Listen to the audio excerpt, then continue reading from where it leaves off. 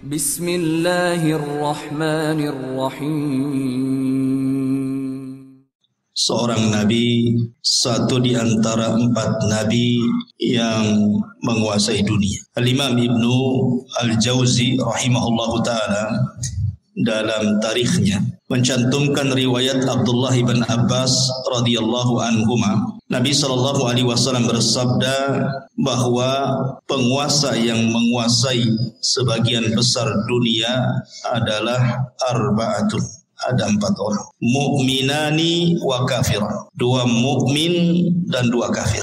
Fal mu'minani, adapun yang 2 mukmin, Dzulqarnaini wa Sulaiman. Dzulqarnain dan juga Raja Sulaiman. Wal kafirani Namrud wa Bukhtun Nasr. Dan yang kafir adalah Raja Namrud dan Bukhtun Nasr. Wa sayamlikuha khamisun min ahli baiti. Dan yang kelimanya, kelak yang akan menguasai dunia adalah dari keturunanku, kata Rasul. Siapa?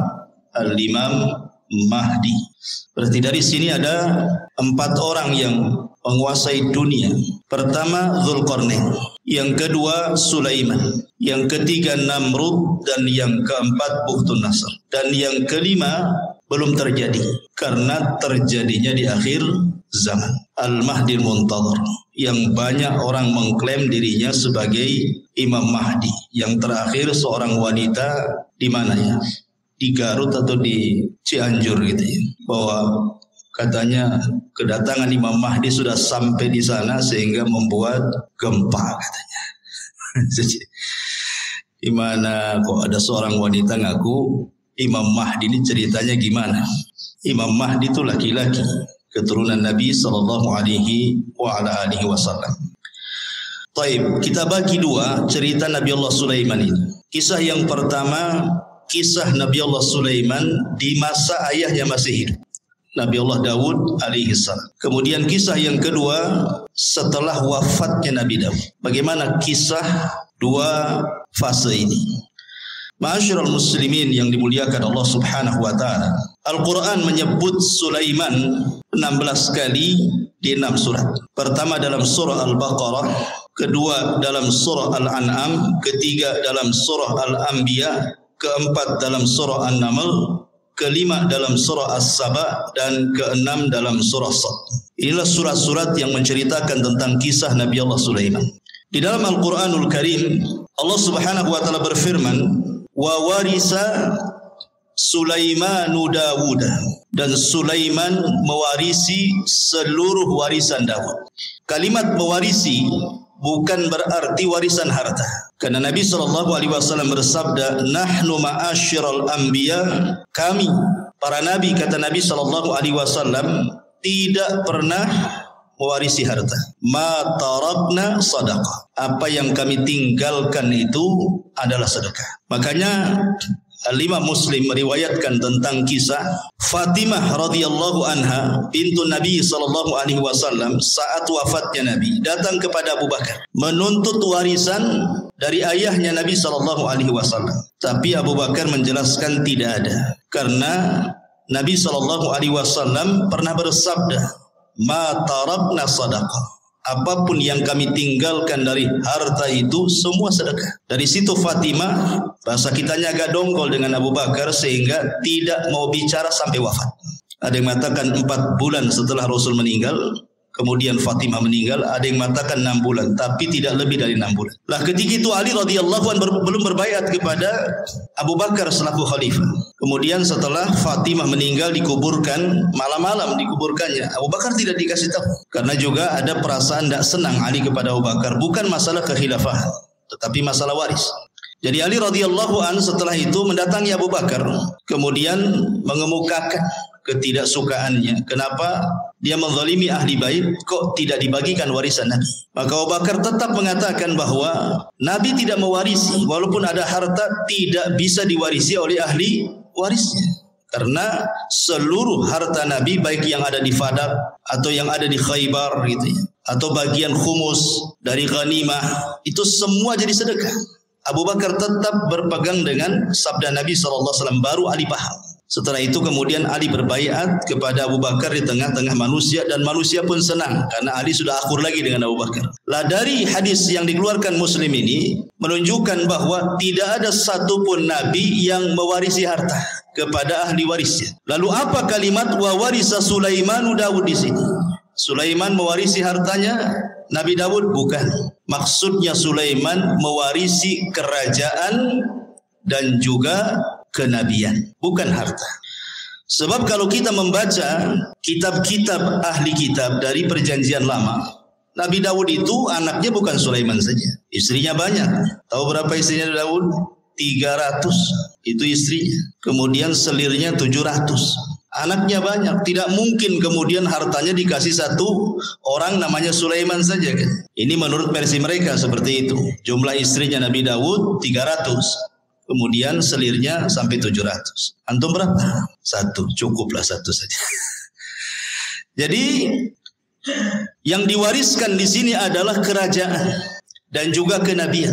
Dan inilah keutamaan Nabiullah Sulaiman di antara seluruh para nabi Bani Israel. Karena hanya ada 2 nabi, saya ulangi, yang mendapatkan 2 keutamaan yang tidak dimiliki Bani Israel, atau nabi-nabi Bani Israel, atau raja-raja Bani Israel. Sebab Bani Israel itu kalau jadi raja, raja saja.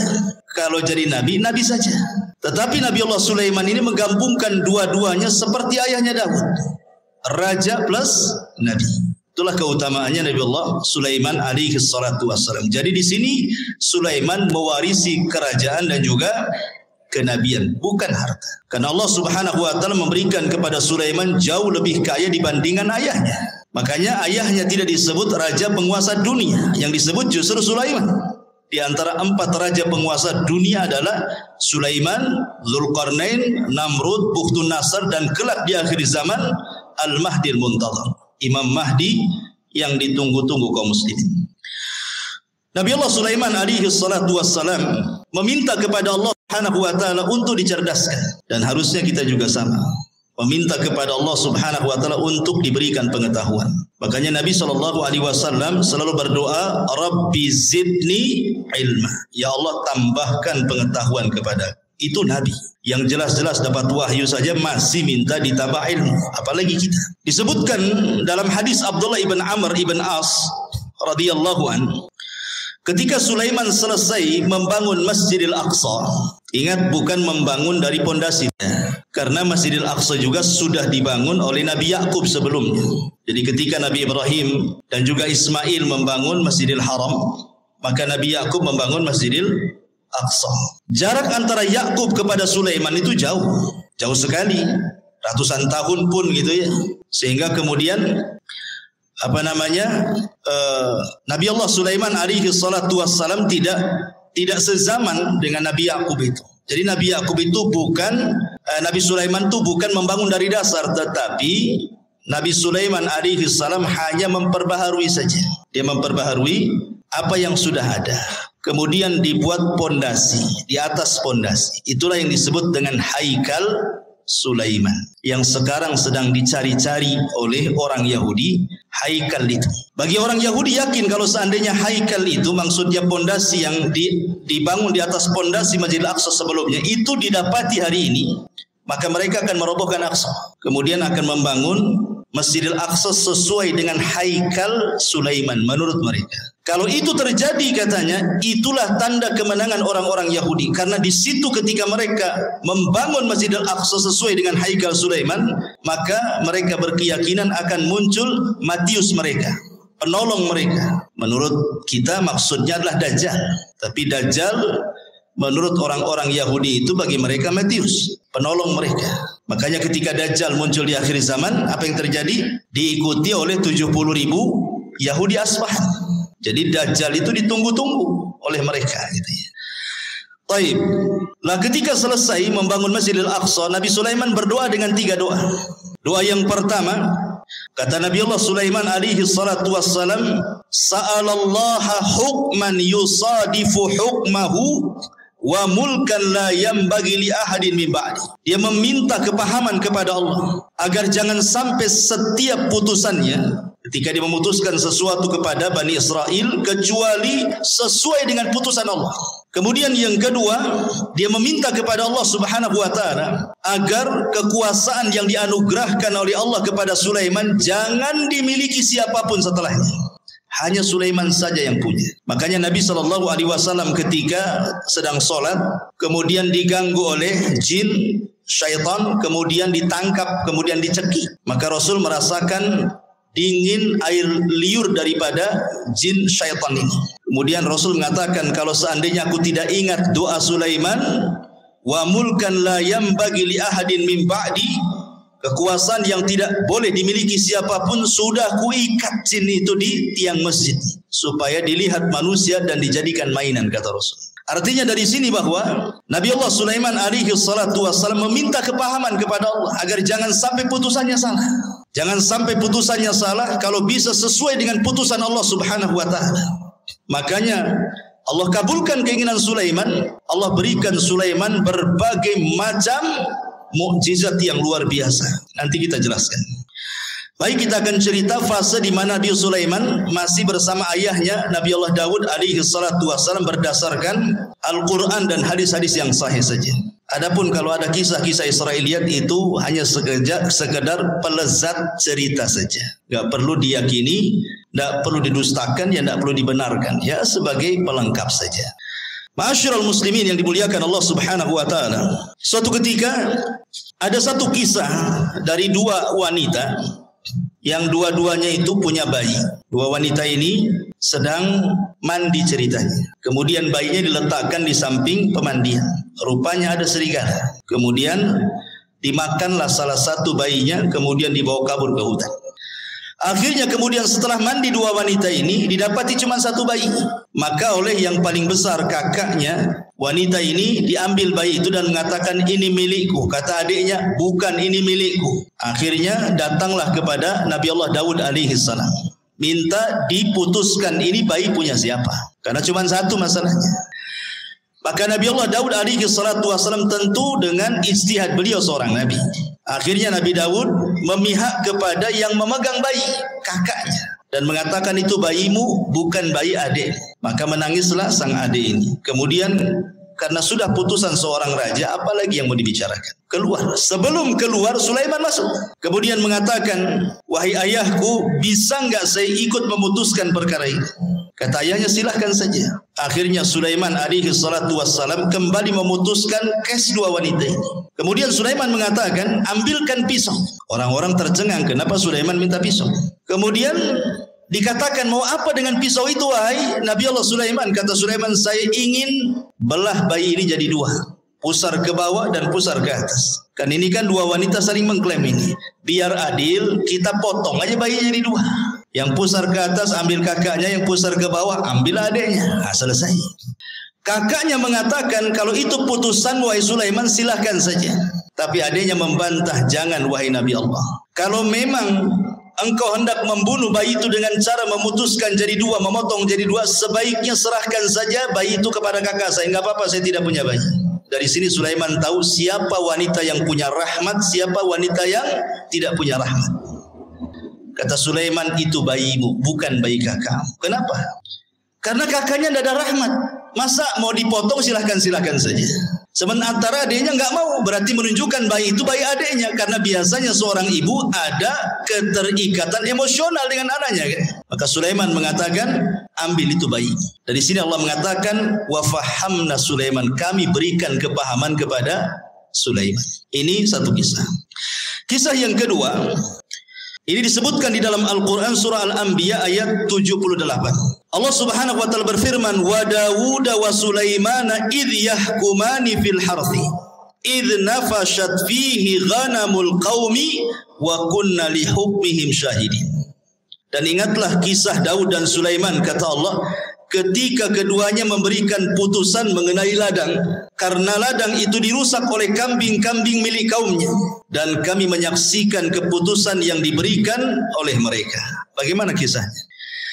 Jadi Bani Israel ini, yang satu punya kebun, yang satu punya kambing. Ini kambing-kambing ini tidak dijaga oleh pemiliknya, masuklah ke kebun orang, dirusaknya kebun itu. Dimakanlah daun-daunan, ladang-ladang yang baru saja ditanam, dirusak, semua dirusak. Namanya kambing gak berakal. Nah, kalau orang suka ngerusak ya kayak kambing ini, gak berakal. Jadi orang ini mengadu kepada Sulaiman, gimana nih kebun saya dirusak oleh kambing-kambing si fulan katanya. Kata Nabi Allah Daud, kalau gitu datangkan orang yang punya kambing. Didatangkanlah yang punya kambing dengan yang punya kebun di hadapan Nabi Allah Daud. Maka Daud kemudian memberi putusan bahwa yang punya kambing ini harus membayar dengan kambing-kambing dia seharga kebun yang dirusaknya. Umpamanya kambingnya 100, kalau seandainya 10 ekor cukup untuk membayar kerusakan itu, ya sudah kasihkan 10 ekor. Itu putusan Nabi Daud. Maka ketika itu datang Nabi Allah Sulaiman dan juga meminta izin kepada ayahnya, boleh enggak ikut memberikan putusan? Kata ayahnya, silahkan. Maka Nabi Allah Sulaiman memutuskan dengan putusan yang berbeda dengan ayahnya. Apa kata Nabi Sulaiman? Sekarang kambing-kambingmu serahkan ke yang punya kebun. Dia berhak dengan kambing-kambingmu sebagai jaminannya, dan dia boleh mengambil air susunya. Sementara engkau yang punya kambing, kau perbaiki kebunnya sampai sesuai dari sebelumnya, sebelum dirusak. Jadi suruh Nabi Sulaiman tukar-tukaran di sini. Yang punya kebun pegang kambing, yang punya kambing pegang kebun, supaya kebunnya ditanami lagi sampai kesedia kala baru kambingnya diambil lagi sebagai jaminan. Maka di sini keputusan Sulaiman lebih adil dibandingkan keputusan Nabi Allah Daud. Ini dua kisah disebutkan dalam hadis yang sahih dan juga disebutkan di dalam ayat Al-Quran surah Al-Anbiya ayat 79. Taib. Ini di antara dua kisah semasa Nabi Sulaiman bersama Nabi Allah Daud. Kita masuk pada kisah kedua. Bagaimana kisah Nabi Allah Sulaiman alaihi salatu wassalam itu sendiri. Setelah wafatnya Nabi Allah Daud alaihi salatu wassalam, maka Sulaiman menjadi pewaris tahta dan juga pewaris kenabian sama dengan ayah. Dan Nabi Allah Sulaiman alaihi salatu wassalam diberikan banyak mukjizat sebagaimana doanya dia. Minta diberikan kerajaan yang tidak diberikan kepada orang setelahnya. Makanya banyak kemudian kehebatan dan kecerdasan Sulaiman yang tidak dimiliki banyak nabi. Di antara mukjizatnya adalah Nabi Allah Sulaiman alaihi salatu wassalam ya tadi diberikan kerajaan dan juga kenabian, dan itu tidak ada di zaman Bani Israel kecuali dia dan ayahnya saja. Tetapi ma'asyiral muslimin yang dimuliakan, kalau memang Nabi Allah Sulaiman diberikan kekayaan yang banyak, bagaimana dengan Nabi kita? Kita bandingkan dengan Nabi SAW. Kita tidak hendak membanding-bandingkan Rasul dengan Sulaiman atau Sulaiman dengan Rasul, tidak. Tetapi kalau ada orang bertanya, berarti kalau begitu Nabi Sulaiman lebih hebat dong dibandingkan Nabi kita. Kan mesti ada yang ngomong begitu nanti kan.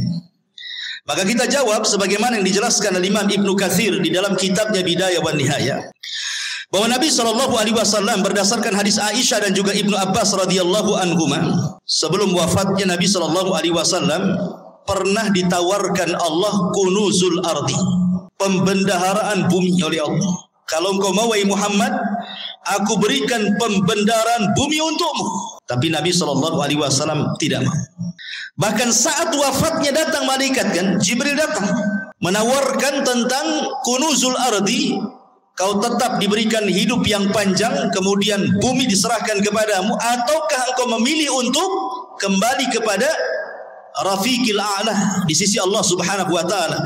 Rasul enggan memilih dunia, tapi Rasul memilih meninggal karena ingin berjumpa dengan kawan-kawannya di mana?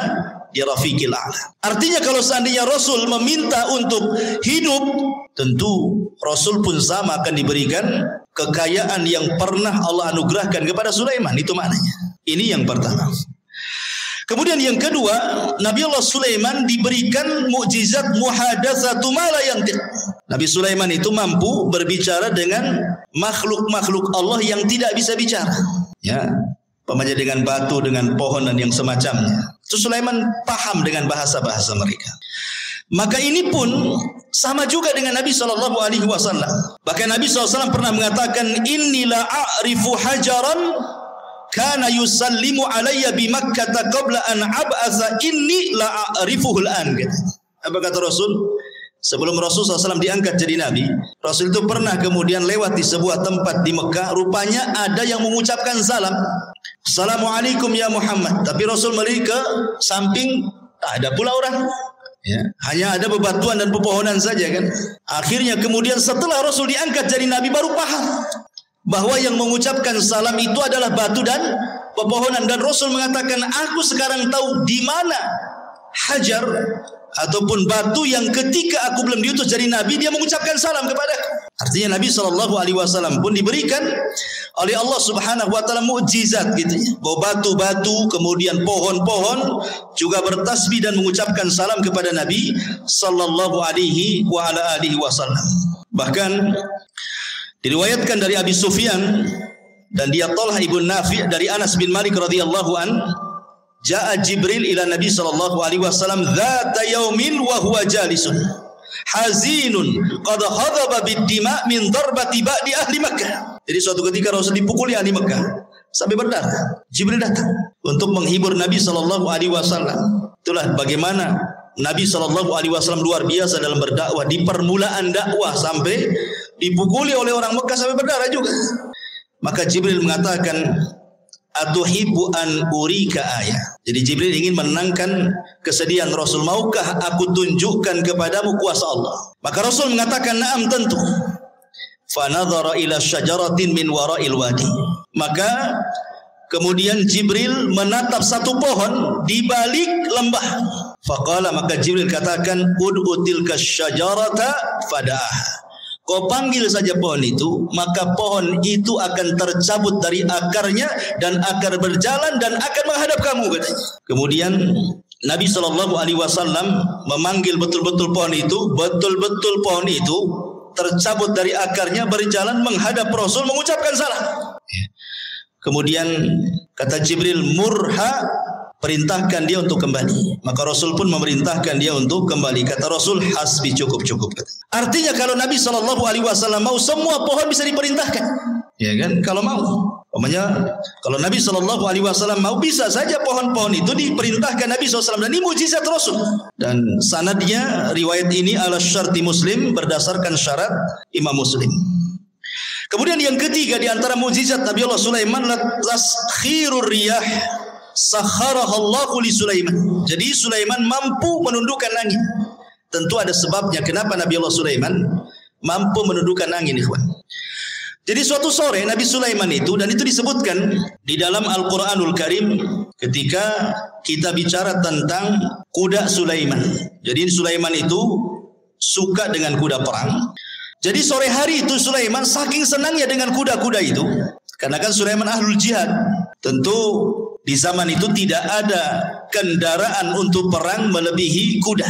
Kalau di zaman sekarang ya ada pesawat, ada tank, macam-macam kan itu ya. Kalau zaman dulu ya kuda saja. Itu binatang yang paling hebat di dalam berperang. Makanya Allah bersumpah dalam Al-Quran, wal adiyati ghabha, demi kuda-kuda perang yang mengeluarkan suara terengah-engah. Dan Rasul mengatakan bahwa di ubun-ubun kuda perang itu ada barokah sampai kiamat. Dan Rasul mengatakan 3 olahraga yang disunahkan, berenang, kemudian memanah, kemudian berkuda.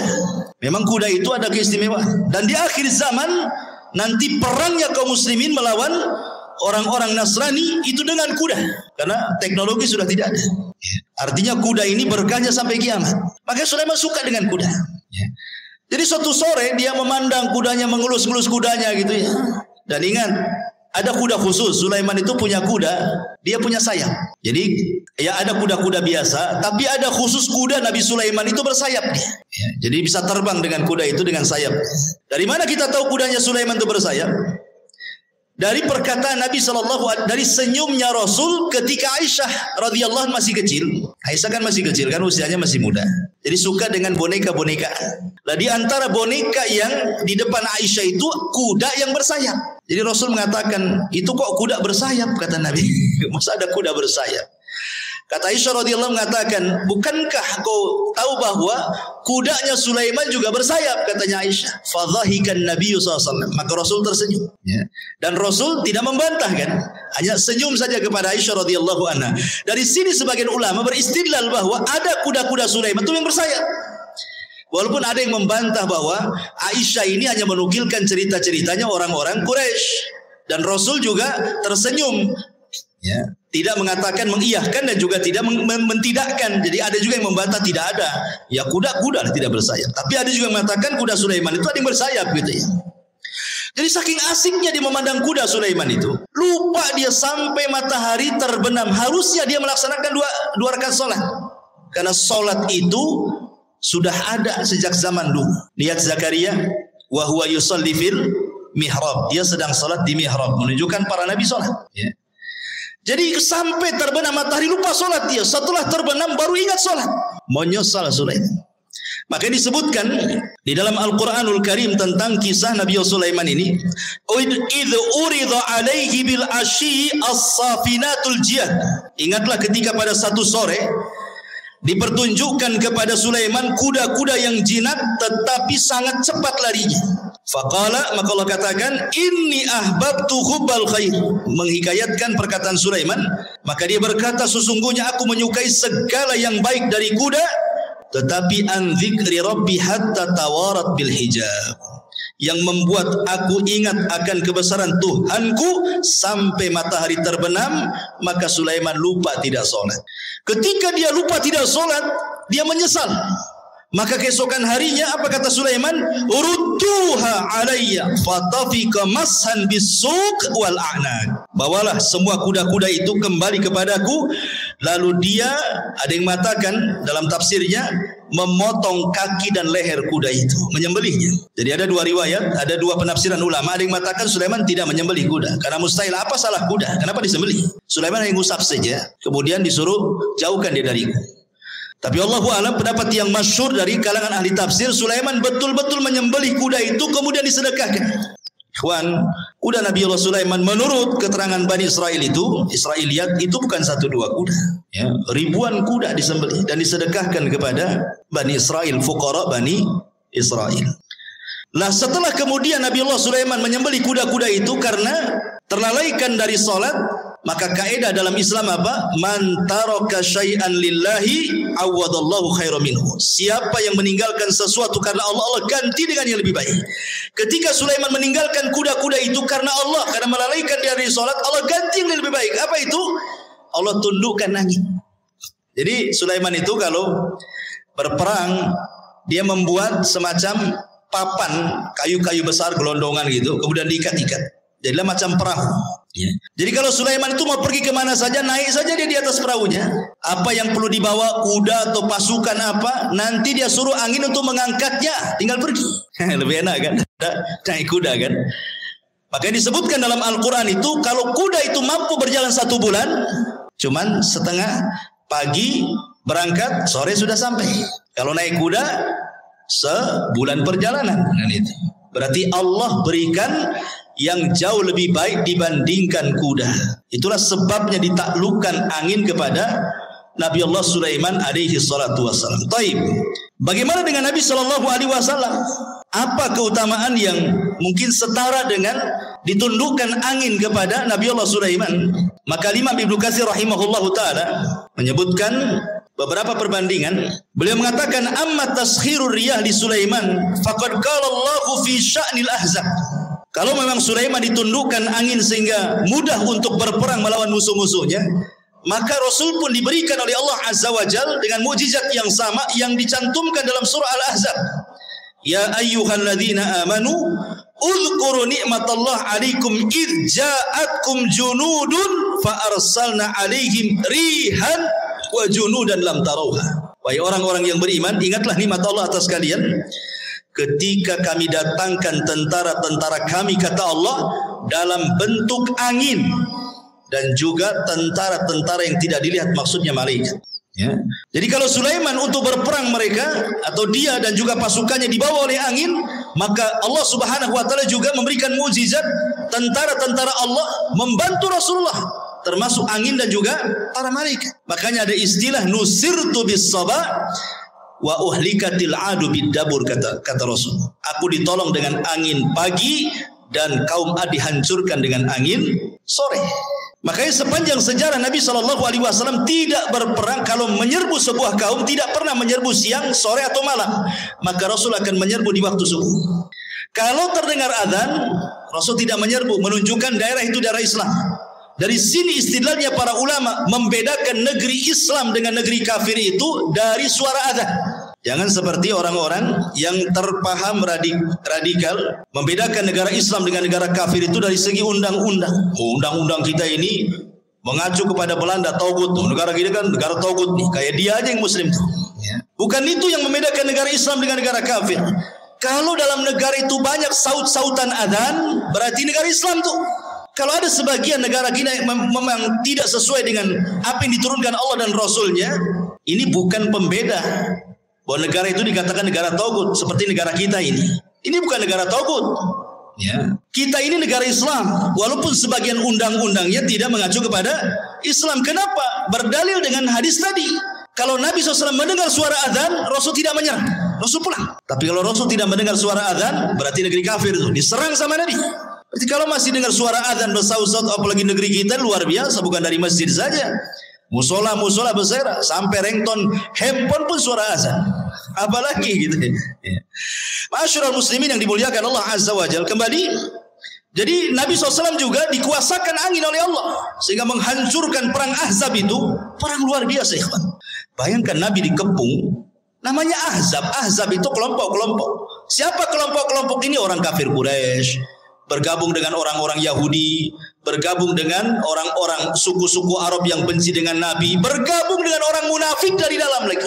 Kalau bukan karena Allah, kalah Nabi itu. Tapi Allah utus angin, kemudian menghempas tenda-tenda, menakutkan kuda-kuda mereka sehingga pada kabur semuanya, sehingga habis perbekalan mereka, kendaraan mereka enggak ada, pulang tunggang langgang, menang dalam perang Ahzab. Taib. Kemudian juga dalam perang Badar 314 melawan 1000 lebih tentara. Rasul pun tidak punya pengalaman perang. Sahabat yang dibawa pun bukan sahabat pilihan, karena dalam perang Badar itu tidak ada tuntutan sahabat ikut, karena memang tujuannya bukan perang. Tujuannya mau mengambil hartanya Abi Sufyan yang dari Syam menuju ke Mekah. Untuk apa? Sebagai pengambil hak. Dulu mereka hijrah ke Madinah, hartanya diambil orang Quraisy. Sekarang orang Quraisy lagi dagang tuh, maka dagangannya mau diambil sebagai ganti apa yang sudah mereka ambil. Rupanya Abu Sufyan cerdas pula, ngirim Zamzam supaya memberitahu Abu Jahal bahwa dia akan diserang. Abu Jahal menyiapkan pasukan 1000. Rupanya terjadi perang Badar. Jadi perang Badar ini perang yang tak terduga masalahnya. Tetapi sampai Nabi ketakutan, takut kalah. Maka di malam harinya diistighotsah di samping Abu Bakar dan mengatakan, Allahumma intahlik hadhil isabah falan tu'bad abada. Ya Allah, kalau kau hancurkan kelompok yang sedikit ini, enggak ada lagi yang menyembah kamu di permukaan bumi. Allah menangkan 314 melawan 1000. Allah menangkan. Siapa yang Allah menangkan? Kaum muslimin. Dengan apa? Diutusnya oleh Allah 5.000 malaikat. 5.000 malaikat diutus. Kalau Sulaiman menggunakan tentara jin, tetapi Rasulullah SAW diutus oleh Allah bi 5.000 minal malaika. 5.000 malaikat turun dipimpin Jibril menggunakan kuda namanya Kaidum. Kudanya Jibril itu namanya Kaidum. Kaidum Haizum. Haizum namanya. Ya, siapa kuda Jibril? Haizum. Kaidum Haizum. Ya, sambil memacu kudanya. Sebentar saja kalah orang musyrik itu. Ya. Taib, masyarul muslimin yang dimuliakan Allah Azza wa Jalla. Ini mukjizat Nabi Sulaiman. Kemudian mukjizat Nabi Sulaiman yang lain, taskhirul jin, bisa menundukkan jin. Dan itu disebutkan di dalam Al-Qur'anul Karim, wa minal jinni man ya'malu baina yadayhi bi idzni rabbi wa man yazik minhum an amrina nudhikhu min adzabis sa'ir ya'maluna lahu ma yasha min mahariba wa tamathila wa jifanil kal jawab wa qudurir rasiyat. Dan sebagian jin yang bekerja di hadapan Sulaiman, di bawah kekuasaan Sulaiman dengan izin Allah. Dan siapa yang menyimpang di antara mereka kalangan jin dari perintah kami, kami rasakan kepada mereka azab neraka yang apinya menyala-nyala. Maka para jin bekerja untuk Sulaiman sesuai dengan apa yang dikehendakinya. Di antaranya membuat gedung-gedung tinggi, patung-patung, piring-piring besar seperti kolam dan periuk-periuk yang tetap berada di tungkunya. Jadi membuat periuk besar, kuali yang tidak bisa diangkat kecuali jin. Saking besarnya kuali itu untuk masak. Ya. Bahkan sebagian mereka dirantai jin-jin itu. Karena ada jin-jin itu yang mereka tidak nurut, makanya perlu dirantai dan diawasi. Ya, kalau punya proyek Sulaiman itu membuat gedung-gedung besar, maka Sulaiman akan duduk mulai dari terbit sampai terbenam matahari. Bagaimana jin itu bekerja? Sehina itulah jin di mata Sulaiman. Ya, karena itu mukjizatnya Sulaiman bisa menundukkan jin. Baik. Masyarul muslimin yang dimuliakan Allah Azza wa Jalla, maka Nabi SAW pun sebenarnya kalau tidak teringat dengan doa Sulaiman, tentu dia pun bisa menundukkan jin, kan itu. Kan tadi sudah saya ceritakan, Rasul ketika sholat diganggu oleh syaitan, ada yang mengatakan iblis, langsung iblis yang mengganggu. kemudian dicekik oleh Nabi. Kemudian dia meniatkan untuk mengikat di tiang masjid. Kemudian Rasul teringat dengan doa Sulaiman. Wa mulkan la yang bagi dia hadi min ba'di. Bahwa tidak boleh ada orang yang punya kekuasaan sepeninggalku. Ketika Rasul ingat ini, Rasul melepasnya. Ya. Artinya bahwa Nabi SAW juga bisa menundukkan atas izin Allah Subhanahu Wa Taala kalau Rasul mau kan gitu. Tapi Rasul teringat doanya Nabi Sulaiman. Makanya Rasul kemudian melepaskan. Dan ini juga di antara mukjizat Nabi SAW. Lebih-lebih kalau di bulan Ramadan, apa yang terjadi? Sufidati syayatin. Ya. Nabi SAW diberikan kabar gembira oleh Allah Subhanahu Wa Taala, "Idza ja'akum Ramadan, futihat abwabul jannah, wa ghuliqat abwabun niran, wa sufidati syayatin." Pintu surga dibuka, pintu neraka ditutup, setan-setan diikat semua. Ditundukkan oleh Allah Subhanahu Wa Taala untuk nabinya apabila datang bulan Ramadan. Ya. Kemudian juga di antara mukjizat Nabi Allah Sulaiman adalah fahmu lughatil hayawan. Sulaiman paham dengan bahasa binatang. Contoh ketika Nabi Sulaiman ini menyiapkan pasukan besar untuk menyerang, kemudian lewat ke sebuah lembah. Di lembah itu ada pasukan semut. Tiba-tiba kemudian salah satu semut atau pimpinan semut mengatakan, "Ya ayyatuhan namlu dukhulu masakinakum la yakhtimannakum Sulaiman wa junuduhu wa hum la yash'urun." Hei pasukan semut, kata pimpinannya, segera kalian masuk ke rumah-rumah kalian. Sebentar lagi Sulaiman dan pasukannya mau datang. Jangan sampai menginjak kalian kemudian mati dan mereka tidak sadar. Lihat husnudzonnya semut kepada Sulaiman dengan kalimat tidak sadar, artinya kalau kalian terinjak itu bukan karena kesalahan mereka, karena mereka tidak sadar menginjak kalian, itu maksudnya. Itulah husnudzonnya binatang. Binatang aja bisa husnudzon sama orang. Kita ini suudzon saja sama orang gitu. Enggak ada husnudzonnya aja. Ini juga kemudian Sulaiman mendengar dari kejauhan. Dia paham bahasa semut. Apa yang terjadi? Ketika Sulaiman mendengar pimpinan semut ngomong begitu, fatabassama dhahikan min qauliha. Sulaiman tersenyum, habis itu tertawa lebar karena paham dengan ucapannya. Kemudian Sulaiman karena diberikan anugerah seperti itu, dia bersyukur. Apa doanya? Rabbi auzi'ni an ashkura ni'mataka allati an'amta alai wa ala walidai wa an a'mala salihan tardah wa adkhilni bi rahmatika fi ibadika salihin. Ya Rabb, anugerahkan kepadaku agar aku tetap bersyukur akan nikmat-Mu. Diberikan anugerah mampu memahami bahasa hewan, gitu ya. Yang telah Engkau berikan nikmat kepadaku dan nikmat kepada kedua orang tuaku, dan aku agar aku bisa beramal saleh supaya Engkau redha dan Engkau masukkan aku dengan rahmat-Mu termasuk hamba-hamba-Mu yang saleh. Subhanallah. Manusia sekaya Sulaiman, manusia sehebat Sulaiman, manusia yang kekuasaannya sampai separuh dunia, masih mengatakan saya bersyukur akan nikmat-Mu kepada. Ini pelajaran bagi orang-orang kaya, ya. Sekaya apa sih Anda dengan Sulaiman itu? Sekaya apa? Berapa uang di rekeningnya Anda itu? Berapa mobil yang Anda punya? Berapa rumah yang Anda punya itu? Tapi kenapa kemudian persis seperti yang difirmankan Allah, kalla innal insana la yatgha an ra'ahus. Ternyata kekayaan itu sirru tughyan, rahasia bejatnya orang. Kata Allah, sekali-kali jangan seperti itu. Terkadang ada orang yang melampaui batas ketika Allah bukakan kekayaan kepadanya. Sulaiman masih bersyukur. Beda pula dengan Qarun. Qarun malah mengatakan apa? Innama utitu min ilmin indi. Enak saja kau mau ngambil zakatku. Dia ngomong sama utusannya Nabi Musa itu. Enak saja kau mau mengambil zakatku, katanya. Ini harta aku yang dapat. Sama sekali Qarun tidak menasabkan harta itu kepada Allah, sehingga Allah katakan wa khassafna bihi wa bidarihil ardh. Kami tenggelamkan si Qarun dan seluruh harta-hartanya ke dasar bumi. Jadilah kalau sekarang nemu harta dikit-dikit harta Qarun, harta Qarun. Nemu dompet aja harta Qarun, semua harta Qarun, ya. Intinya bahwa di sini ada pelajaran besar. Kemudian juga Sulaiman mengajarkan akhlak. Bagaimana dia tersenyum kepada semut, ya. Dan senyum itu bagian daripada akhlak yang sangat murah tetapi besar nilainya, besar pengaruhnya ikhwan. Apalah susahnya senyum coba? Senyum itu tidak susah, tapi pengaruhnya besar. Senyum itu jauh lebih berpengaruh dibandingkan ngomong. Karena biasanya orang yang suka senyum itu langsung disukai orang. Beda dengan orang yang jarang senyum gitu kan, susah orang suka. Tapi orang yang suka senyum, ya manis senyumnya karena orang suka senyum. Beda kalau orang jarang senyum, sekali senyum pahit tuh biasanya.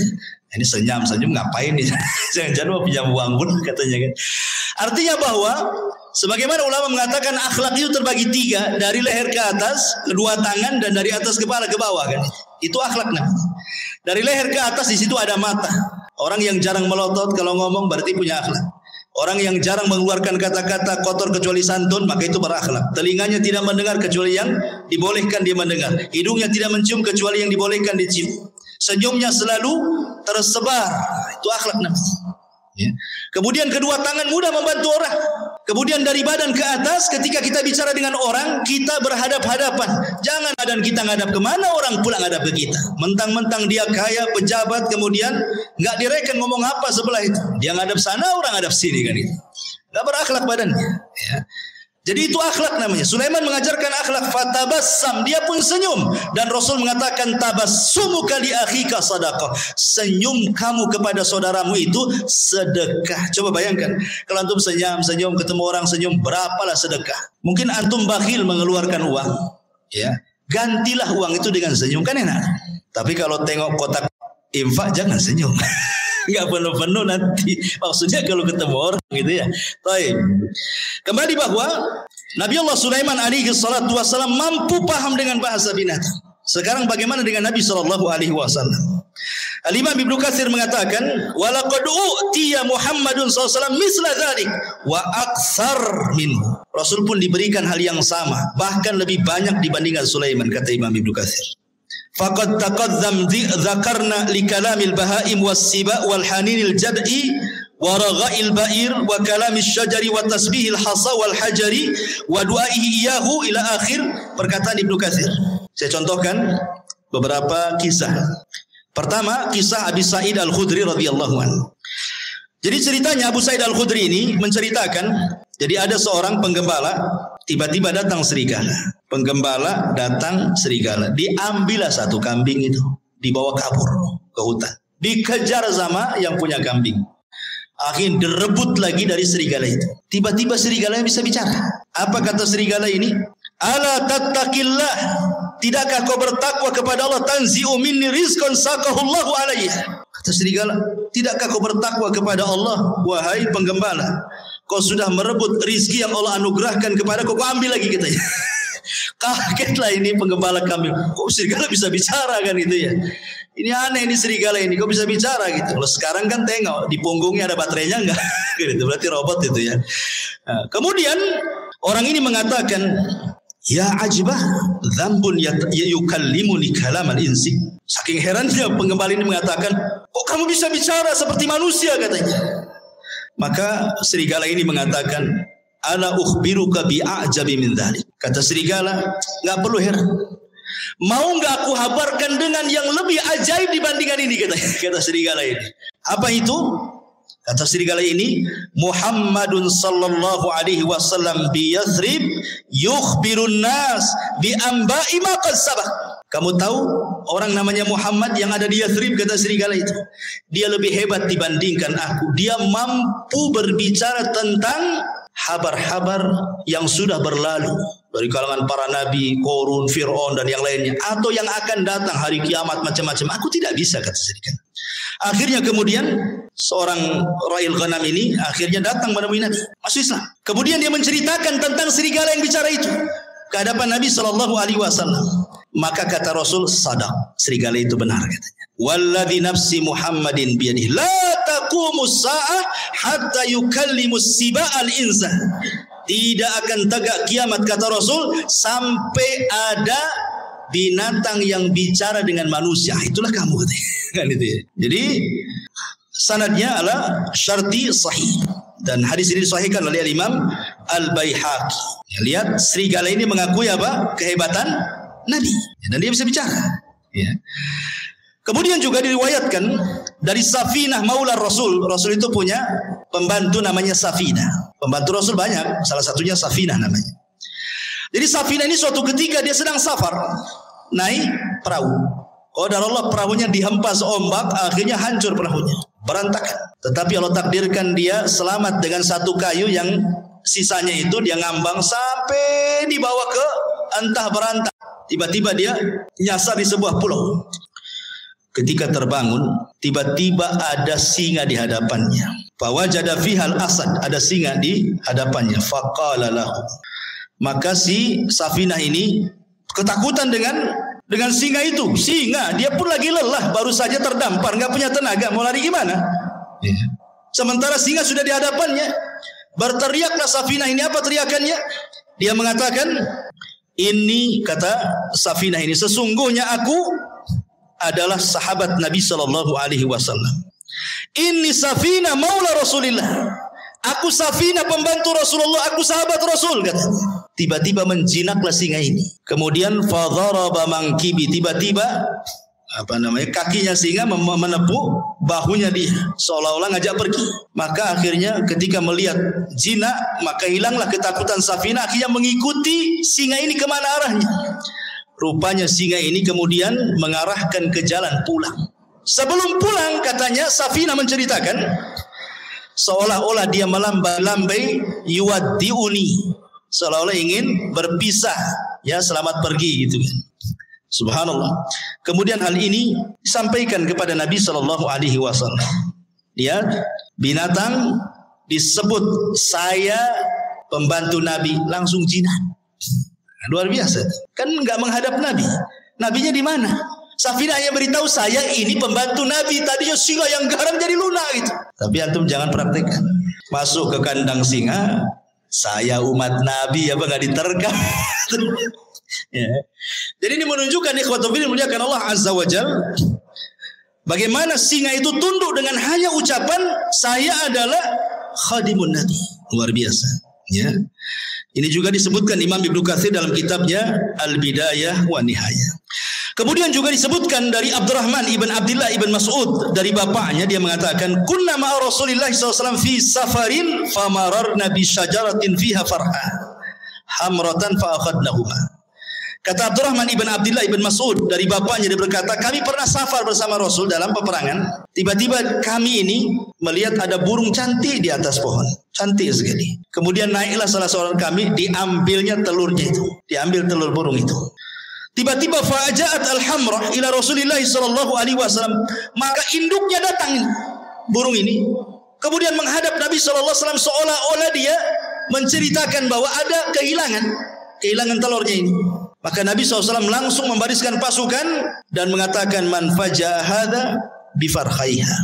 Siapa yang menyakiti anak burung ini, katanya. Rasul tahu gitu ya. Rasul kan tidak tahu. Yang ngasih tahu apa? Burung melapor kepada Nabi SAW. Maka Rasul mengatakan rudduhuma, balikan anaknya. Kemudian dalam riwayat rudduhu rahmatan biha, kembalikan. Kalian harus punya kasih sayang, ya. Sahabat mengembalikan. Artinya bahwa kalau Nabi SAW juga diberikan oleh Allah Subhanahu wa Ta'ala mujizat yang sama, paham dengan bahasa binatang, sampai Imam Ahmad meriwayatkan dari musnadnya kisah tentang Anas bin Malik radhiyallahu an. Bahwa suatu ketika Anas bin Malik radhiyallahu an masuk bersama Rasul di haid min haidil Ansar, di ganggang kota Ansar, kota Madinah. Ya. Apa yang terjadi? Kata Anas bin Malik radhiyallahu an, tiba-tiba datang seekor ghanamun fasajadat lahu. Tiba-tiba lari seekor kambing, sujud pula di hadapan Nabi. Sahabat nengok, kok ada kambing sujud di hadapan Nabi gitu. Maka faqala Abu Bakar mengatakan, Rasul, kalau kambing yang tidak berakal ini sujud, harusnya kami yang sujud, katanya. Tapi Rasulullah mengatakan, la yambagi an yasjuda ahadun li ahadin walau kana yambagi li ahadin an yasjuda li ahadin la amartul mar'an tasjuda li zawjiha. Enggak boleh. Kalau Allah perintahkan aku untuk merintahkan kalian sujud di antara kalian, maka yang pertama kali aku peruntukkan sujud bukan kalian kepadaku, tapi seorang istri sujud kepada suaminya, karena besarnya haknya. Tetapi aku tidak diperintahkan untuk itu. Ada yang mengatakan hadisnya lemah, tetapi ada yang sahih yang dikeluarkan Musnad Imam Ahmad juga tentang kisah unta yang mengejar Rasul. Tiba-tiba Rasul sedang naik keledai bersama Jabir, disusul sama unta itu. Setelah untanya di depan, tiba-tiba dia buruk sujud di hadapan Rasul. Kemudian Rasul turun, dilihatnya unta itu nangis, diusap air matanya. Kemudian Rasul entah berbincang-bincang apa dengan unta, sahabat tidak tahu. Tiba-tiba Rasul berdiri, berteriak, Man sahib hadzal jamal? Siapa pemilik unta ini? Tiba-tiba ja'a fatan minal ansar, datang anak muda dari Ansar, ana ya Rasul, saya Rasul. Maka Rasul marah dan mengatakan, afala tattaqillah fi hadhil bahimati allati malakakallahu iyyak. Tidakkah kau bertakwa kepada Allah? Allah sudah kuasakanlah unta kepadamu. Kenapa engkau tidak merawatnya? Innaka tuji'uhu wa tut'ibu. Kau hanya membuat unta sakit dan engkau membuat unta lapar. Kau hanya bisa mempekerjakan saja, tidak bisa mensejahterakan. Rasul paham juga dengan bahasa unta.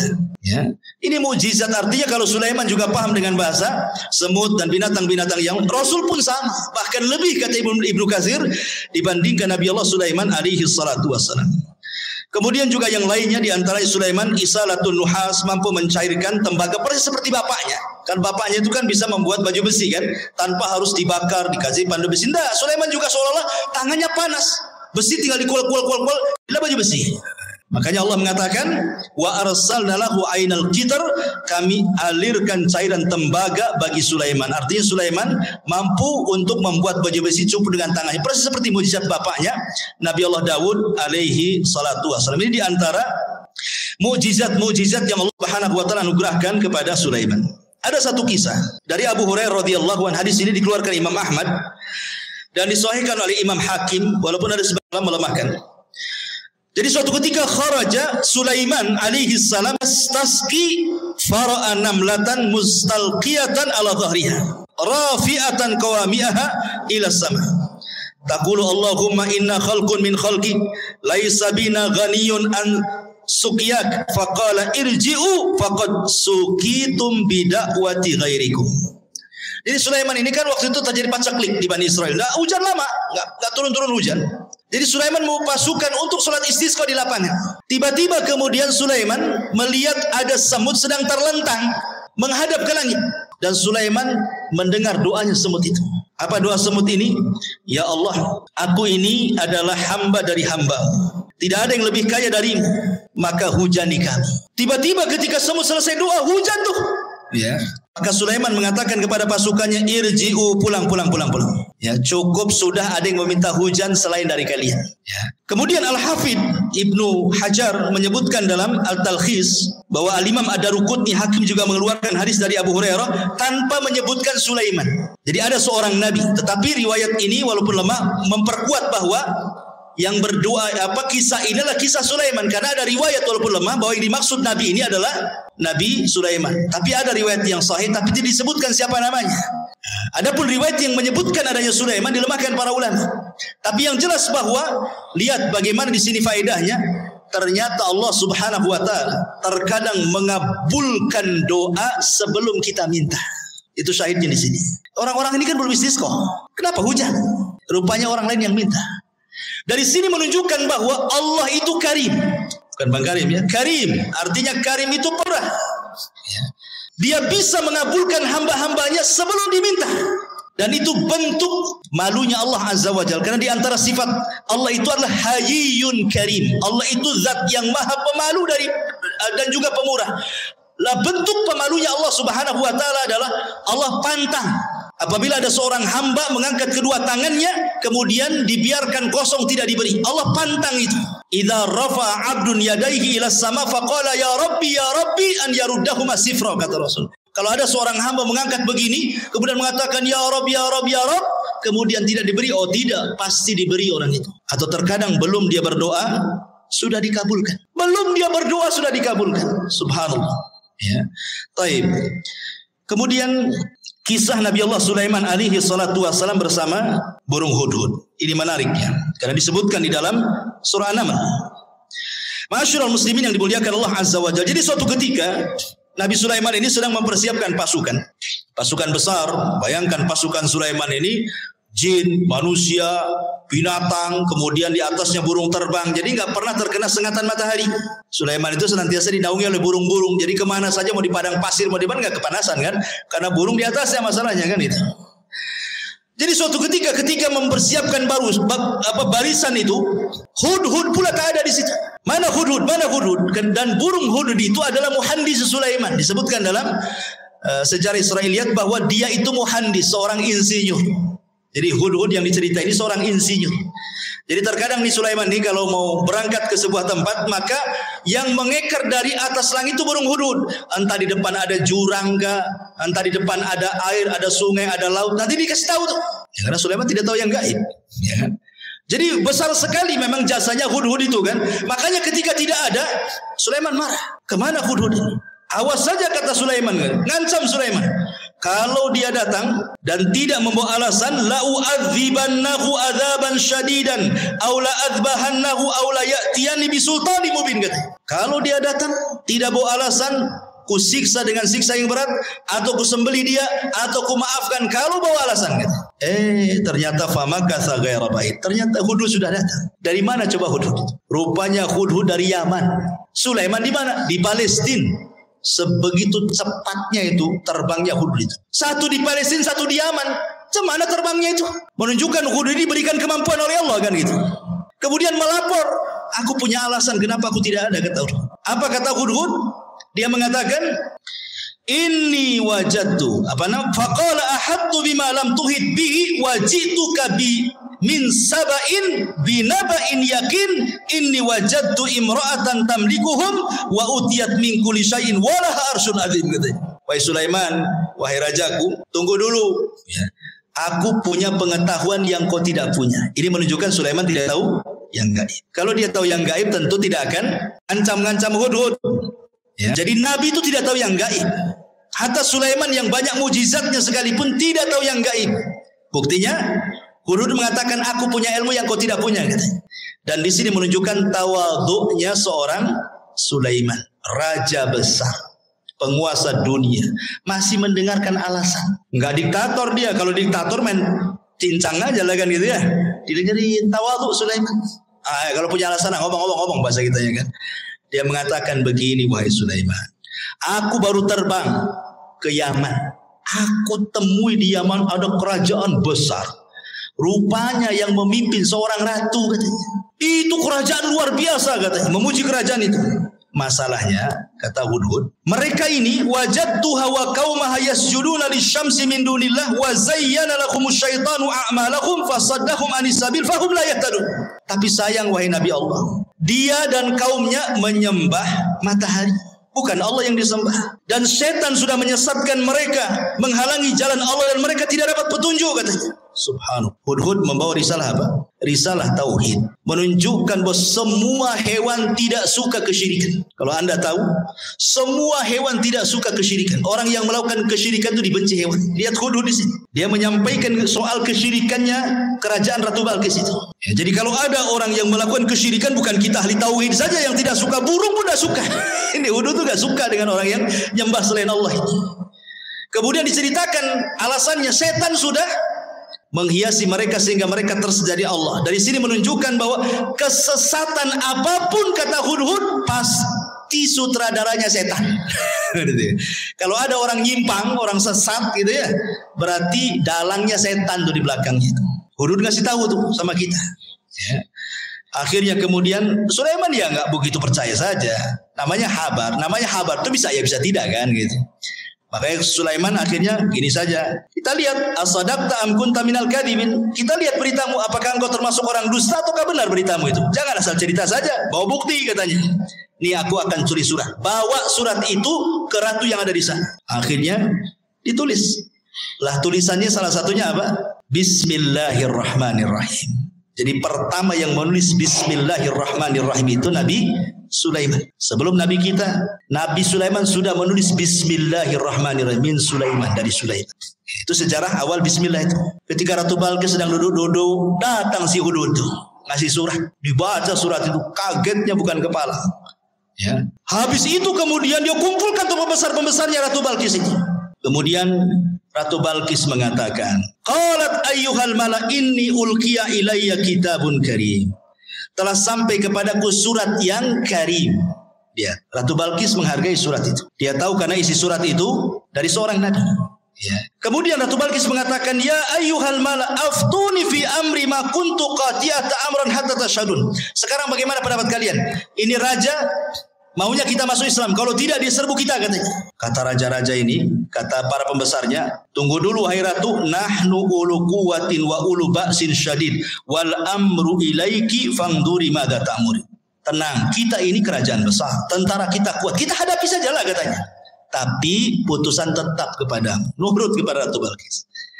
Ratu Balqis ini orang berakal, makanya dia mengatakan kepada para pembesarnya, ingat, innal muluk idza dakhulu qaryatan afsaduha wa ja'alu a'izzata ahlaha adillata wa kadzalika yaf'alun.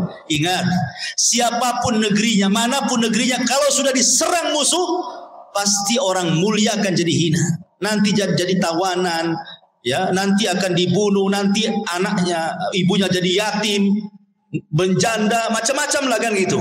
Ini bahaya, enggak usah lah kayak gitu. Gini sajalah kata Ratu Balqis, dia akan ngaku nabi. Gimana kalau seandainya kita kirim hadiah banyak-banyak saja?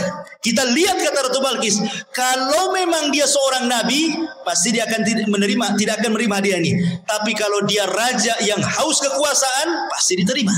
Kita lihat nabi atau bukan katanya. Itu cerdasnya Ratu Balqis itu. Dikirim hadiah banyak-banyak. Ya. Ketika kemudian Sulaiman mendapatkan hadiah itu, Sulaiman mengatakan, qala atumidunani bimal fama atani Allah khairun mimma atakum bal antum bihadiyatikum tafrahun. Kata Sulaiman, enak saja kalian kirim hadiah katanya. Aku sudah punya semuanya, yang aku miliki, yang Allah berikan itu jauh lebih baik daripada yang engkau miliki, kata Sulaiman. Ya. Sulaiman selalu menasabkan kepada Allah di sini. Apa kata dia? Atumiduni bimali fama atani Allah. Ini bahasanya. Yang Allah berikan kepadaku, kata Sulaiman, jauh lebih baik dibandingkan yang Allah berikan kepada kalian, hai Balqis, katanya. Begitulah seorang muslim. Harusnya apapun nikmat sekecil apapun, nasabkan ini dari Allah, gitu maksudnya. Ini Sulaiman orang kaya, penguasa, tapi masih menasabkan kepada Allah terus kan itu. Kita sudah kere, sudah miskin, ini uang saya, enak saja suruh sedekah kan. Masyarul muslimin yang dimuliakan Allah Azza wa Jalla. Akhirnya kemudian Ratu Balqis sedikit ngeper juga. Ternyata seorang nabi, karena Sulaiman sudah tahu siapa dia kan itu ya. Dan Sulaiman tahu bahwa Ratu Balqis akan masuk Islam. Dari mana taunya? Dari akalnya yang cerdas. Dia tidak mau perang, malah ngirim hadiah. Jadi Sulaiman mengira-ngira ini pasti dapat hidayah wanita. Makanya kemudian Sulaiman akhirnya apa? Punya siasat, dikumpulkannya pasukannya, jinnya, orang soleh dikumpulkan. Apa kata Sulaiman? Sebelum si Balqis datang ke sini, baiknya istananya kita pindahkan dari Yaman ke sini katanya. Siapa yang bisa mindahkan istananya Ratu Balqis ke hadapanku, kata Sulaiman. Akhirnya qala ifritun minal jin. Bangunlah jin ifrit. Ifrit itu di bawahnya iblis ya. Di bawahnya ifrit ada namanya marodah yang diikat di bulan Ramadan itu. Apa kata jin ifrit? Ana atika bihi qabla an taquma min maqamik. Aku bisa mendatangkan istana itu, wahai Sulaiman, sebelum kau bangkit dari tempat dudukmu di singgasanamu itu. Menunjukkan bahwa jin punya kekuatan, bisa memindahkan sebuah istana kan, bisa dipindah. Apalagi mindah uang di celengan, paling mudah itu. Ya, kalau antum punya uang di celengan kok hilang, jangan-jangan dipindah ifrit. Pas dicek tak ada lubang, betul lah dipindah jin. Tapi kalau ada lubang itu bukan jin yang mindah, orang rumah itu yang mindah. Jadi akhirnya Ifrit mengatakan, perintahkan aku saja, sebelum kau bangkit istana sudah sampai di sini. Qala alladzi indahu ilmun minal kitab. Tiba-tiba seorang yang mempunyai ilmu dari kitab berkata, ana atika bihi qabla an yartadda ilaika tarfuk. Kalau aku tidak, wahai Sulaiman, perintahkan aku saja sebelum matamu berkedip sudah sampai istana itu. Terjadi silang pendapat, siapa orang ini? Kok sakti kali dibandingkan Ifrit nih? Ada 4 penafsiran para ulama. Ada yang mengatakan bahwa dia adalah Jibril. Jibril turun dan mengatakan, saya akan pindahkan. Penafsiran yang kedua, ini Ifrit tapi yang muslim, yang satunya kafir, yang mengatakan sebelum kau bangkit itu adalah Ifrit kafir. Tetapi yang mengatakan sebelum berkedip ini Ifritnya muslim. Itu satu penafsiran yang lain. Penafsiran yang ketiga, Sulaiman sendiri yang ngomong begitu. Aku bisa memindahkan sekejap sebelum aku berkedip sudah sampai. Tapi pendapat yang masyhur dari kalangan para ulama bahwa yang memindahkanlah seorang laki-laki yang bernama Asif ibnu Barkhiyah. Asif pakai sod, Asif. Ibnu Barkhiyah, dialah orang kepercayaannya Nabi Musa yang diajar, yang mampu menguasai Ismul A'zam, nama-nama Allah yang agung. Kalau dalam Islam itu ada namanya Asmaul Husna. Di antara Asmaul Husna itu ada namanya Ismul A'zam. Menjadi perselisihan para ulama. Ismul A'zam dalam Asmaul Husna itu apa? Ada yang mengatakan Al-Hayyu, ada yang mengatakan Al-Qayyum, ada yang mengatakan Allah. Wallahu a'lam. Pokoknya tidak tahu mana yang satu. Kalau antum berdoa membaca Asmaul Husna 99 itu, insya Allah doa antum dikabulkan, karena pasti akan membaca Ismul A'zam. Salah satu dari 99 kan kita tidak tahu yang mana satu itu Ismul A'zam itu. Nah, kalau berdoa cobalah baca semua itu Asmaul Husna itu. Boleh jadi pas dengan Ismul A'zam, karena kan disembunyikan yang mana satu kita tidak tahu. Lah Asib bin Barkhiyah ini menguasai Ismul A'zam. Makanya kemudian dia berdoa kepada Allah, sebelum berkedip istananya sudah sampai. Seorang-orangnya juga keangkut di istana itu. Bayangkan, Ratu Balkis datang ke hadapan Sulaiman. Kata Sulaiman, sebelum Balkis masuk ke istana, kita robah dikit. Masih kenal gak dengan istana? Apa yang dirobah? Tehelnya, keramiknya dirobah. Dibuat apa? Dibuat kaca. Ya, karena kan di istana dipindah, diletakkan di lautan. Masalah istana itu kan bawahnya air tuh, dikasih kaca. Jadi seolah-olah kalau nginjak itu nginjak air gitu. Jadi kata Ratu Balkis kepada Sulaiman kepada Balkis, betul nggak istana? Kayaknya iya, kayaknya tidak katanya. Dia ragu-ragu deh. Iya ke tidak kan itu? Kalau tengok bangunannya iya, tapi kok isinya beda kan itu ya. Makanya sempat disebutkan dalam Quran ini, Balkis ini sampai kemudian menyingkap pakaiannya, khawatir terkena air, padahal itu kaca tuh. Dari situlah dia melihat kehebatan Sulaiman. Akhirnya Ratu Balkis mengatakan perkataan menunjukkan dia masuk Islam, wa aslamtu ma'as Sulaiman lillahi rabbil alamin. Maka Balkis mengatakan, aku sekarang masuk Islam bersama Sulaiman. Dia masuk Islam akhirnya. Tapi menjadi perselisihan apakah Balkis ini menjadi istri Sulaiman atau tidak, itu menjadi khilaf ulama. Ada yang mengatakan jadi istrinya, ada yang mengatakan tidak. Wallahu a'lam. Tidak ada riwayatnya. Karena Sulaiman ini juga istrinya banyak. Ada dalam sebuah hadis yang sahih. Jadi suatu malam Sulaiman itu diberikan kekuatan mampu menggauli istrinya. Istrinya 100 ikhwan. Ada yang mengatakan yang 60 istri sahnya, yang 40 selirnya. Ya, jadi semuanya 100. Kata Sulaiman, malam ini bernazar ingin menggauli semua istrinya dalam satu malam. 100 wanita digauli satu malam. Kalau nggak punya kekuatan, tengkleng lantum tuh. Ini kan khusus para nabi. Nabi itu diberikan kekuatan oleh Allah. Sulaiman diberikan kekuatan itu.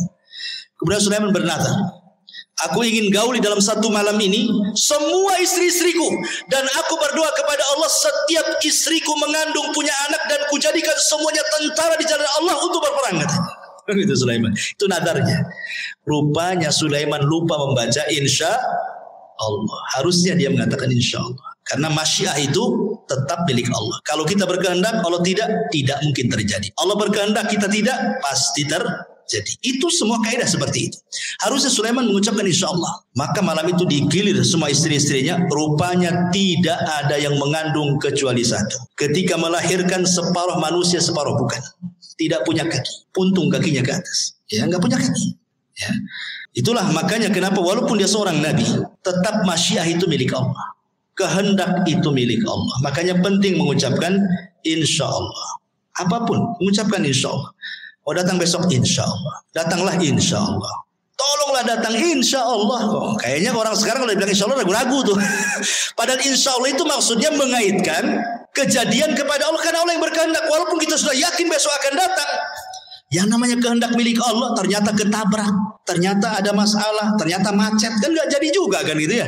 Makanya setiap apapun gantungkan kepada Allah Subhanahu wa taala. Untuk terakhir karena waktu juga. Jadi sebelum wafatnya Nabi Allah Sulaiman alaihi salatu wassalam, ada satu kisah juga yang menarik di sini tentang kisah seorang petani. Ya, belum saya ceritakan. Jadi suatu ketika ada seorang petani, dia berangan-angan ingin mendapatkan kekuasaan seperti yang dimiliki oleh Sulaiman. Akhirnya kemudian angin itu tiba-tiba kemudian memberitahu Sulaiman bahwa ada orang yang berangan-angan ingin seperti dia. Angin yang menceritakan kepada Sulaiman. Maka Sulaiman pun datang kemudian menemui petani itu dan mengatakan, wahai petani, janganlah kau berangan-angan sesuatu yang kau tidak mampu. Jangan. Ya, dan di sini juga ada berdoa itu sesuai dengan kemampuan. Jangan berdoa kepada Allah meminta sesuatu yang mustahil antum dapat. Walaupun kita tahu bahwa bagi Allah tidak ada yang mustahil. Tapi kan kita melihat kenyataan. Ya, umpamanya antum ini hanya kerja ya gaji mungkin pas-pasan serabutan, tukang bangunan ke ojek online atau apa gitu kan. Berdoa, ya Allah, jadikan aku presiden, umpamanya kan. Buatkan aku istana besar. Ya mustahil juga. Bagi Allah tidak mustahil, tapi kan kita tahu kemampuan kan. Ya. Seperti orang ini kan meminta kepada Allah supaya diberikan seperti yang diberikan kepada Sulaiman kan. Maka Sulaiman mengatakan, janganlah meminta sesuatu kecuali yang engkau mampu. Kata Sulaiman, demi Allah, tasbihnya engkau satu kali, la tasbihatun wahidatun, kata Sulaiman, khairun minad dunya wa ma fiha. Kau cukup bertasbih, subhanallah. Itu lebih baik dibandingkan dunia dan isinya, kata Sulaiman. Subhanallah ya, keistimewaan tasbih ya, subhanallah. Baik, jadi sebelum wafatnya Sulaiman tadi saya sudah jelaskan, Sulaiman membangun Masjidil Aqsa. Kemudian berdoa kepada Allah Subhanahu wa taala dengan 3 doa. Ya, salah satunya doanya apa? Supaya Sulaiman diberikan hukum yang tidak menyelisih hukum Allah. Yang kedua, agar kerajaannya yang sudah dikuasai jangan diberikan kepada orang yang setelahnya. Yang ketiga, siapapun yang datang ke Masjidil Aqsa tidak berniat kecuali untuk sholat, keluar seperti bayi yang dilahirkan tidak punya dosa. Kata Rasulullah, adapun yang 2 sudah dikabulkan. Adapun yang ketiga, aku hanya mengharap Allah mengabulkannya. Kenapa? Karena Rasul sudah sholat di Baitul Maqdis ketika Isra Mi'raj. Kan itu ya. Dia ingin dikabulkan yang ketiganya. Dan yang terakhir, kisah wafatnya Sulaiman. Jadi ketika Nabi Allah Sulaiman alaihi salatu wassalam mendekati ajalnya, dia meminta kepada Allah Subhanahu wa taala agar kewafatannya Nabi Sulaiman ini jangan sampai diketahui bangsa jin yang sedang bekerja. Karena memang walaupun demikian kan yang bekerja kepada Sulaiman bukan jin muslim saja, jin kafir banyak. Dan mereka harus ditunggu. Makanya Nabi Sulaiman itu kalau menunggu jin-jin kafir sedang bekerja itu mulai dari terbit matahari berdiri di singgasananya sampai terbenam matahari. Jadi betul-betul mereka diawasi terus 24 jam. Jadi suatu ketika Sulaiman ini sedang memegang tongkat. Kemudian Allah takdirkan datang malaikat maut mencabut nyawa Nabi Allah Sulaiman. Lama Sulaiman itu tidak dijelaskan dalam sejarah berapa lama dia duduk di singgasananya sambil bertelekan kepada tongkatnya gitu. Ya, sambil tongkat. Jadi yang menjadikan jasad Sulaiman tidak jatuh karena ada tongkat yang dipegangnya. Entah berapa lama, wallahu alam, tidak dijelaskan, Quran tidak menjelaskan, hadis juga tidak menjelaskan gitu. Yang jelas tiba-tiba tongkat itu dikerumuni oleh rayap, kemudian memakan tongkat itu sedikit demi sedikit. Akhirnya kemudian tongkat itu pun patah, lemah, hancur. Sulaiman terguling. Ketika Sulaiman terguling, maka jin-jin mengatakan, kalaulah kami tahu yang gaib Sulaiman itu sudah mati, tentu kami tidak dihinakan seperti itu. Dari sini menunjukkan bahwa jin tidak tahu yang gaib. Ya. Lah ketika Sulaiman meninggal dunia, ingat ketika di zaman Nabi Sulaiman itu kan banyak dunia perdukunan ya. Sebelum Sulaiman diutus itu kan dunia perdukunan di mana-mana. Ya. Makanya Allah utus Sulaiman untuk memberantas dunia perdukunan. Makanya diutus Asif ibn Barkhiyah tadi untuk mengambil semua buku-buku dukun-dukun itu. Kemudian diancam dukun-dukun itu. Kalau masih melakukan praktik perdukunan dibunuh. Maka tidak ada berani satupun dukun yang melakukan praktik perdukunan. Mereka diminta taubat dan mentauhidkan Allah. Kemudian buku-bukunya disimpan oleh Asif ibn Barkhiyah di sebuah kotak dan itu diletakkan di bawah singgasana Sulaiman. Sulaiman pernah ngancam, siapa yang mengambil buku sihir ini, kalau dia manusia kubunuh dia, kalau dia dari kalangan jin terbakarlah dia. Ketika Sulaiman meninggal dunia, jin tidak bisa mendekati karena terkena sumpahnya Sulaiman, kalau diambil sama dia kan terbakar. Akhirnya kemudian mereka merayu, ada 2 orang namanya Harut dan Marut. Ada yang mengatakan Harut Marut itu manusia, ada juga yang mengatakan Harut Marut itu malaikat, ada yang mengatakan Harut Marut itu setan. Macam-macam lah penafsiran ulama ya. Tapi yang jelas bahwa akhirnya diambillah oleh Harut dan Marut ini, kemudian diajarkan kepada manusia. Harut Marut sudah mengatakan ini tidak boleh diajarkan kepada kalian. Kalau kalian bisa belajar ini bisa kufur masalahnya. Sehingga ada sebagian orang Yahudi tidak mau belajar, tapi ada juga yang tetap belajar. Akhirnya kemudian tersebarlah kesyirikan sihir kembali setelah Sulaiman wafat. Ya. Lah, jin ini, iblis ini yang kemudian menghasut orang-orang untuk mengambil buku sihir di bawah singgasana Sulaiman mengatakan, kalian tahu nggak? Kenapa Sulaiman bisa menundukkan angin, bisa menundukkan ini itu macam-macam? Dia itu punya sihir. Kalau kalian tidak percaya, tolong di bawah singgasananya ada buku-bukunya. Kalau kalian ingin seperti Sulaiman, ambil pelajari katanya. Dari sinilah muncul keyakinan Yahudi bahwa Sulaiman itu bukan nabi, tetapi tukang sihir. Makanya di zaman Nabi SAW ketika Rasul kemudian memuji Sulaiman, menjelaskan tentang mukjizat-mukjizat Sulaiman, orang-orang Yahudi Madinah tidak terima dan mengatakan Sulaiman bukan nabi, Sulaiman itu penyihir. Ketika itulah turun surah Al-Baqarah 102, wattaba'u ma tatlu syayatin ala mulki Sulaiman wa ma kafara Sulaiman walakinna syayatina kafaru yu'allimuna an-nasa sihra ila akhiril ayat. Dan mereka mengikuti apa yang dibacakan oleh setan-setan di zaman kerajaan Sulaiman. Sulaiman tidak kafir, artinya Sulaiman tidak mengajarkan sihir. Lalu siapa yang mengajarkan sihir itu? Setan-setan itulah yang mengajarkan sihir. Jadi kita katakan bahwa Sulaiman itu nabi, tapi orang Yahudi mengatakan dia sihir, penyihir. Nauzubillah. Makanya Allah turunkan wattaba'u ma tatlu syayatin ala mulki Sulaiman wa ma kafara Sulaiman walakinna syayatina kafaru yu'allimuna an-nasa as-sihra wa ma unzila 'alal malakaini bi Babila Harut wa Marut. Wallahu alam. Kisah Harut Marut panjang, tidak perlu dikisahkan. Di lain kesempatan saja. Ini diantara kisah singkat dari Nabi Allah Sulaiman. Wallahu alam. Mudah-mudahan ada manfaatnya. Subhanaka wa bihamdika asyhadu an la ilaha illa anta astaghfiruka wa atubu ilaik. Allahu ta'ala alam. Assalamualaikum warahmatullahi wabarakatuh.